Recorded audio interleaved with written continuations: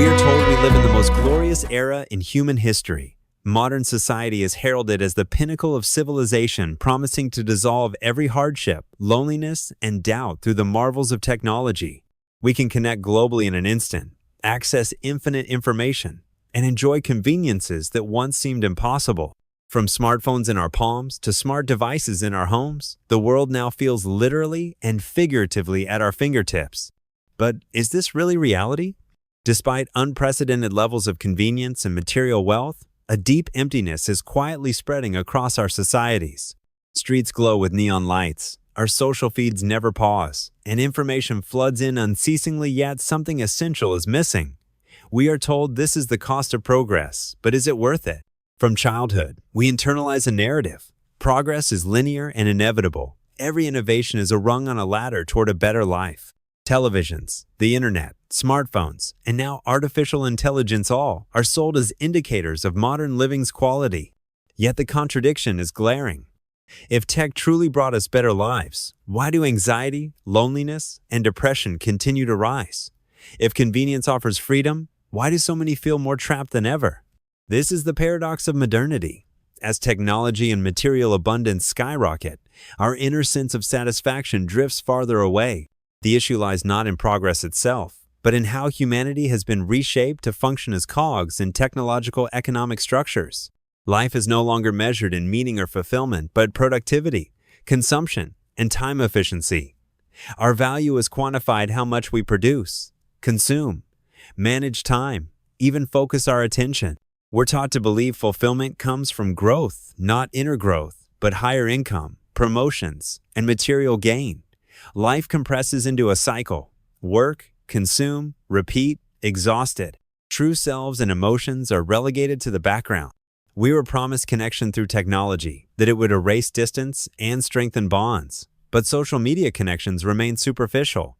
Likes and comments can't recreate emotional depth. Screens can't replicate human warmth. What's worse, this model is seen as normal. Few question if this is truly the only way to live. Meanwhile, knowledge, the supposed liberatores, become yet another distraction.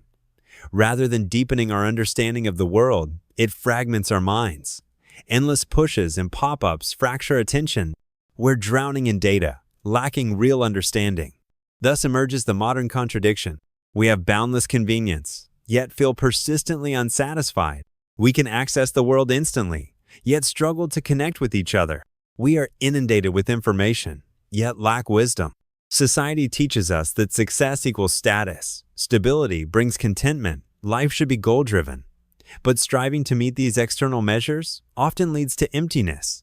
Modernity crafts a mechanical existence people measured by productivity, not humanity.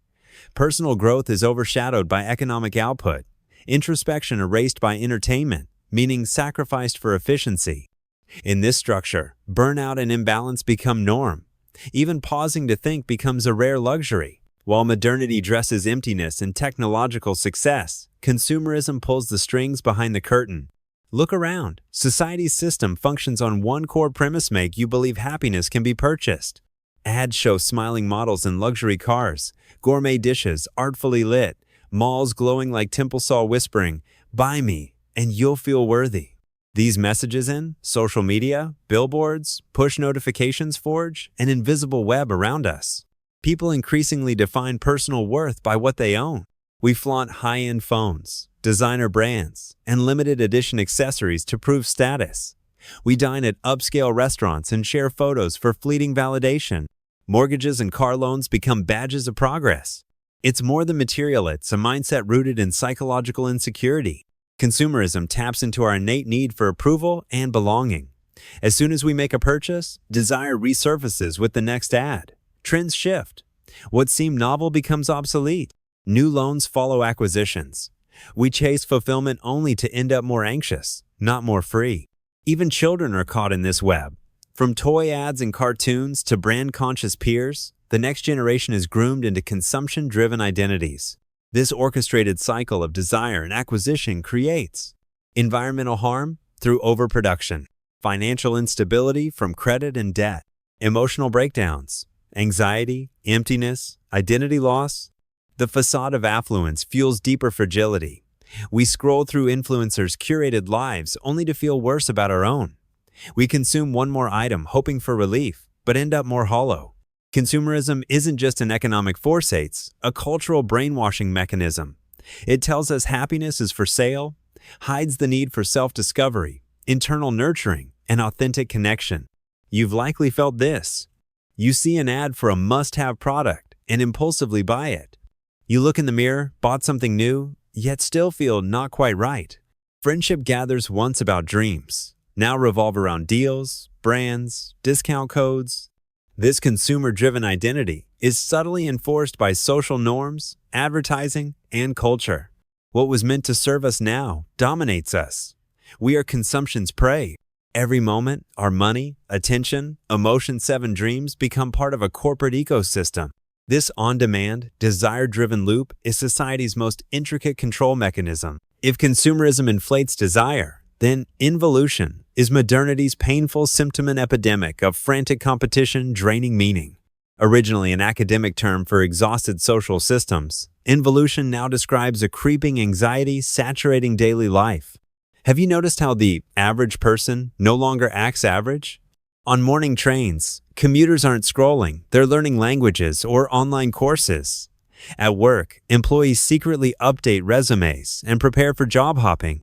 Social feeds overflow with entrepreneurial advice, hustle tips, and side gig theories.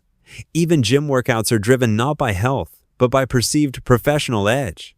Effort has become default, but it's not passion, it's coping.